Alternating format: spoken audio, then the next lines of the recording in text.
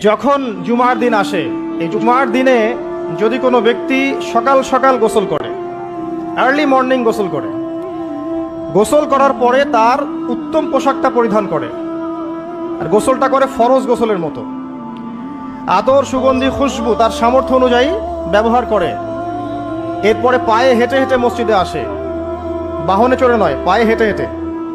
যদি আপনি অনেক দূরে থাকেন সেটা আলাদা কথা।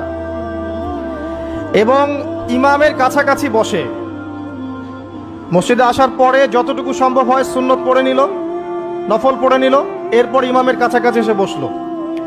ইমামের খুতবা শ্রবণ করে মনোযোগের সাথে। খুতবা শ্রবণ করার সময় কাউকে কষ্ট দেয় না। কাউকে কষ্ট দেয় না মানে হচ্ছে যে কেউ কথা বললে তাকে এতটুকু বলে না যে তুমি চুপ করো, কোনো কষ্ট দেয় না। ইমামের খুতবা শ্রবণ করে, নামাজ পড়ে ইমামের সাথে। এই ব্যক্তির আমল নামায় নবী সাল্লাল্লাহু আলাইহি ওয়াসাল্লাম বলছেন যে প্রত্যেক পদক্ষেপের বিনিময়ে 1 বছরের নফল নামাজ আর 1 বছরের নফল রোজার নেকি লেখা হয়।